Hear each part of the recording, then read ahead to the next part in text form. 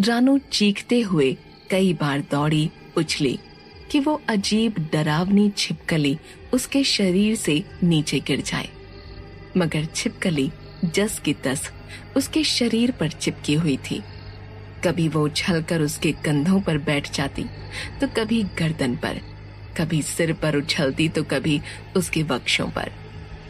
छिपकली की आंखें अब भी लाल थीं।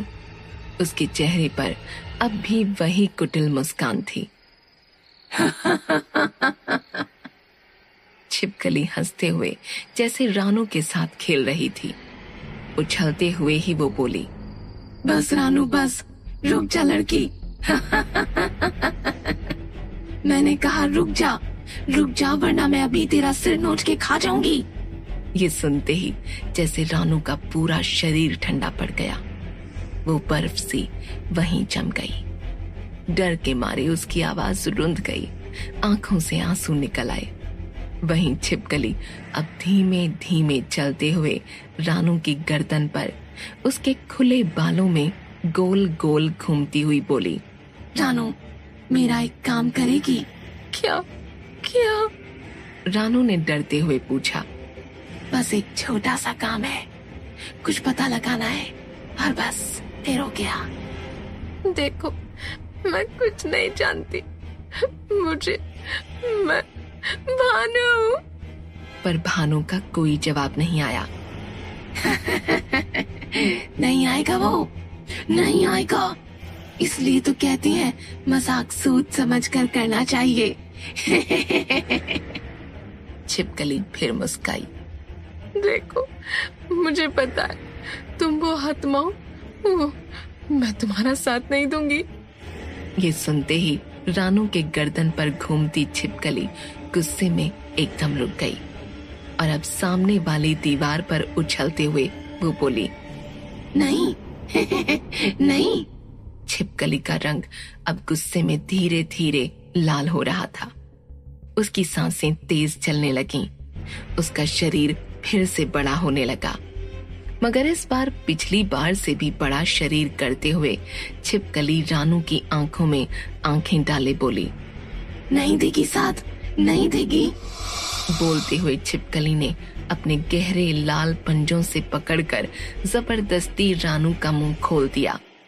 और इससे पहले रानू कुछ कर पाती, छिपकली ने अपनी जहरीली लंबी जुबान रानू के मुंह में डाल उसकी गर्दन के नीचे उतार दी। रानू की ये दिल दहलाने वाली चीख सुन भानु भी सिहर उठा। दौड़कर तुरंत स्नान घर का दरवाजा खोलते हुए वो चीखा, रानू रानू तुम ठीक हो? मगर जैसे ही उसने दरवाजा खोला, सामने निर्वस्त्र रानू अपने बदन पर लोटे से पानी डाल नहा रही थी। मुस्कुराते हुए वो बोली, फिर मूर्ख बन गए पति जी। भानु खुद को फिर से बेवकूफ बना जान झुंझलाकर चला गया। वहीं भानु के जाते ही रानू की आंखों में असंख्य लाल डोरे उभर आए। वो छोटी सी छिपकली चेहरे पर वही मुस्कान लिए उसकी पीठ से चढ़कर उसके कंधों पर आ बैठी। रानू अब उस डरावनी छिपकली के वश में थी। यहाँ बौने यक्ष ने उड़ते हुए राय बहादुर पर वार किया, मगर राय बहादुर उछलते हुए दूसरी ओर कूद गए और द्युतकेतु संतुलन खो जमीन पर जा गिरा। ओहो, क्या कर रहे हो द्युतकेतु? उठकर हमला करो ना। श्रावणी अब भी यक्ष की तरफ से उसका उत्साह वर्धन कर रही थी। उछलकर मारो राय बहादुर को। राय बहादुर ने सिर हिलाते हुए श्रावणी की इस बचकानी हरकत को नजरअंदाज कर दिया, मगर तभी हाथों से बिजली छोड़ता हुआ बौना द्युतकेतु राय बहादुर पर प्रहार कर उन्हें गिराता हुआ उनकी छाती पर बैठ गया। ये लो राय बहादुर। यक्ष एक के बाद एक राय बहादुर के ऊपर बिजली से प्रहार करने लगा। तुम्हें क्या लगा मैं नहीं जानता? तुम्हारी वो असीम शक्ति यहाँ इस जंगल में काम नहीं कर रही। अरे मैंने ही तुम्हारी ताकत आंकने उन जंगली नुकीले पेड़ों को उस महादानव को भेजा था। क्या मैं नहीं जानता? अगर तुम्हारे पास तुम्हारी शक्ति होती तो तुम उन्हें पल भर में मार देते। ये लो।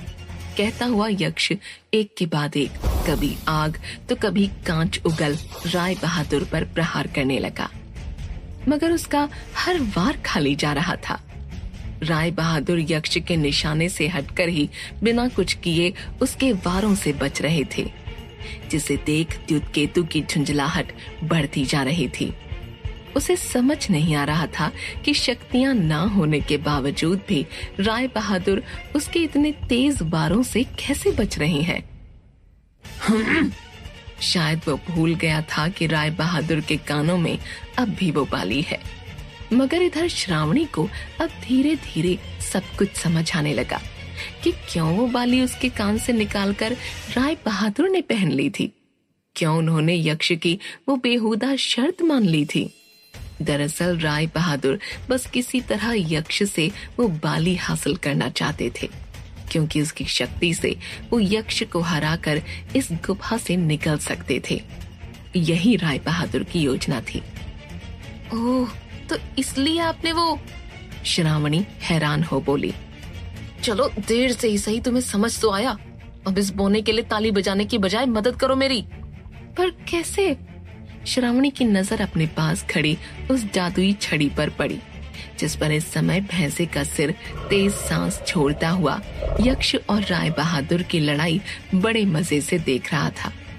बौने के कमजोर पड़ते ही वो भैंसा बीच बीच में राय बहादुर पर वार कर रहा था। श्रावणी ने तुरंत जमीन से धूल उठाई और उस भैंसे की कंकाल आंखों में डाल दी। आंखों में बेतहाशा जलन से तिलमिलाया भैंसा अपने असली स्वरूप में आ गया। लंबा चौड़ा काला भैंसा चिल्ला रहा था। जादुई छड़ी उसके सींगों के रूप में उसके सिर पर सजी थी। दर्द से कराहता भैंसा छड़ी अपने साथ लिए उछल उछल के गिरने पड़ने लगा। कभी वो गुफा की दीवार से टकराता तो कभी अंधेरे में खुद ही के पैरों में उलझ धड़ाम से गिर पड़ता। उधर यक्ष द्युतकेतु राय बहादुर के सामने अब अकेला था। राय बहादुर ने अपनी बाली की तरफ देखा और वो चमक उठी।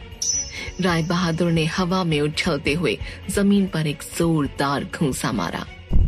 ऐसा करते ही पूरी गुफा हिल पड़ी। हवा में ही उछलता हुआ गुफा की दीवार से जा टकराया। न सिर्फ गुफा के ऊपर बसा जंगल भी जोरदार प्रहार से हिल गया। सारी काली आत्माएं जो अब भी धुएं के रूप में जंगल में श्रावणी को ढूंढ रही थीं, वो भी सोच में पड़ गईं कि ये हुआ क्या। राय बहादुर की आंखों की पुतलियों पर फिर सुनहरी लपटें उठने लगीं, मगर काली शक्तियों के बीच घिरे होने के कारण उनकी शक्तियां पूरी रूप से नहीं जाग रही थीं। वहीं इस ताकतवर वार से जमीन पर गिरा द्युतकेतु खांसता हुआ दर्द से करहाया। उसका पूरा सिर चकरा गया। एक पल को वो घबरा गया, मगर दूसरे ही पल हवा में उछलता हुआ अपनी छड़ी को आवाज लगाते हुए चीखा, यहाँ आओ मेरी छड़ी। मगर छड़ी कहीं नहीं थी। यक्ष पलटा। उसने फिर पुकारा, मैंने कहा यहाँ आओ छड़ी। लेकिन अब भी कहीं से कोई जवाब न था। मगर तभी धूल से अंधा हो चुका भैंसा अपने मालिक के आदेश पर दौड़ता हुआ आया, मगर अंधा होने के कारण उसने अपने मालिक को ही रौंद दिया। नहीं नहीं नहीं। यक्ष हवा में उछलते हुए 2 गुलाटी खाकर जमीन पर गिर पड़ा। पूरी तरह से झुंझलाया बौना गुस्से में तप कर लाल हो गया। उसने अब अपनी आंखें बंद की और एक दिव्य मंत्र पढ़ा, जिसे पढ़ते ही उसकी लंबाई राय बहादुर से भी ज्यादा हो गई। आंखों में आग की लपटें दिखाई देने लगीं। हवा में उठता हुआ वो चीखते हुए बोला, जादुई गोले। उसके इशारा करते ही उसका सफेद धुएं वाला जादुई गोला उसके सामने आ गया, जिसमें श्रावणी को ढूंढती वो काली आत्माएं यहाँ वहाँ भटक रही थीं। न ही वो जंगल के बाहर जा पा रही थीं और न ही उन्हें जंगल में कहीं श्रावणी मिल रही थी। बहुत हुआ राय बहादुर, कर देता हूँ आजाद इन्हें फिर एक बार। मैं छोड़ देता हूँ भयनगर की ओर, ताकि ये सब कुछ बर्बाद कर दें। ये सुनते ही राय बहादुर रुक गए। उन्होंने अपने कदम पीछे ले लिए। वो मजबूर थे। वहीं यक्ष ने अब अपनी ठोड़ी पर झूलती गुथी हुई दाढ़ी को लंबा करते हुए राय बहादुर को उसमें लपेटते हुए गुफा में उछाल उछाल कर फेंकना शुरू कर दिया। राय बहादुर वार नहीं कर सकते थे, क्योंकि उनके ऐसा करते ही यक्ष उन आत्माओं को भयनगर की ओर छोड़ देता। इस बात से बंधे राय बहादुर चुपचाप मार खाते रहे। तुमने मुझे बस एक मामूली बौना समझ लिया राय बहादुर, तुम गलत हो। अरे मैं ही तो हूँ जो भयनगर की सीमा से किसी को निकलने नहीं देता, और जो ऐसा करते हैं उसके पीछे इन शैतानी आत्माओं को छोड़ देता हूँ। बौना यक्ष राय बहादुर के साथ बच्चों सा खिलवाड़ करते हुए उन्हें उछाल उछाल कर फेंक रहा था, जिससे राय बहादुर के शरीर से खून निकलने लगा। मगर बौने को ये करने में बड़ा मजा आ रहा था। अपनी दाढ़ी से राय बहादुर को पकड़कर फेंकते ही वो बोला, ये गया। हाँ, मारो द्युतकेतु, मारो इस धोखेबाज को, श्रावणी बोली। उसे ये बोलते सुन यक्ष और राय बहादुर फिर हैरान रह गए। अरे मुझे तो पहले ही पता था यक्ष ही ताकतवर है, क्यों है ना? कहती हुई श्रावणी यक्ष के पास जाकर खड़ी हो गई। और अब तो लंबाई चौड़ाई भी। वाह यक्ष जी, बिल्कुल अभिनेता लग रहे हो। किसी भी नाटक में मुख्य नायक का किरदार तो यूं ही मिल जाए आपको। सच? यक्ष अपनी तारीफ सुनकर बोला। तुम्हें मस्खरी सूझ रही है इस वक्त? घायल राय बहादुर जैसे तैसे खुद को खड़ा करते हुए बोले। चुप। कहते हुए यक्ष ने अपने हाथों से बिजली के तार छोड़ राय बहादुर को उसमें बांध दिया। बिजली के तार का दूसरा छोर अपने हाथों में पकड़े द्युतकेतु ने श्रावणी से फिर पूछा, क्या तुम सच बोल रही हो? मैं बन सकता हूँ अभिनेता? और नहीं तो क्या, सब ठीक है। कद काठी, मतलब इस वक्त वो पहले वाली नहीं। अभिनय भी ठीक है, बस एक दिक्कत है। क्या क्या दिक्कत? यक्ष ने परेशान होते हुए पूछा। अरे बस करो तुम दोनों, राय बहादुर ने झुंझलाकर कहा। मगर श्रावणी और द्युतकेतु दोनों ने ही राय बहादुर को लगभग नजरअंदाज करते हुए अपनी बात को जारी रखा। वो चीज है आपकी हंसी, आप ना बड़ा अजीब ढंग से हंसते हो। क्या? यक्ष हैरान था। ठीक है। यक्ष तरह तरह से हंसकर श्रावणी को दिखाने लगा। तभी गिरता पड़ता भैंसा वहां आज जमीन पर ढेर हो गया। उसके शरीर पर जख्मों के भारी निशान थे, मगर यक्ष अपने अभिनेता होने की संभावनाओं में उलझा था। ये सही है। नहीं, हंसी अंदर से आनी चाहिए, वैसी जब मैंने आपको गुदगुदी कर हंसाया था, अंदर से आनी चाहिए। रुके, मैं बताती हूँ। मैं आपको गुदगुदी करूंगी, फिर देखना क्या खुलकर हंसी आती है। कहते हुए श्रावणी ने यक्ष को गुदगुदी करना शुरू कर दिया। यक्ष की हंसी से पूरी गुफा गूंज उठी। मगर हंसने में यक्ष का ध्यान भटका। जिस बिजली के तार में राय बहादुर जकड़े हुए थे, उसकी पकड़ ढीली हो गई। यक्ष की वो गुथी हुई दाढ़ी फिर से छोटी होकर उसके चेहरे पर लटकने लगी, और इसी का फायदा उठाते हुए श्रावणी ने वो सफेद धुएं का जादुई गोला उछलकर पकड़ लिया। इधर राय बहादुर ने भी यक्ष की कैद तोड़ नीचे पड़े भैंसे के सिर पर सजी छड़ी को पकड़कर जोर से घुमाया, और भैंसा फिर सिकुड़कर छड़ी के ऊपरी हिस्से में चिपक गया। राय बहादुर ने अब छड़ी पर लगे बैल पर अपना हाथ घुमाया। ऐसा करते ही छड़ी से एक तेज रोशनी निकली और सीधे हंसते हुए यक्ष के ऊपर जा लगी। यक्ष फिर से अपने बौने रूप में आ गया।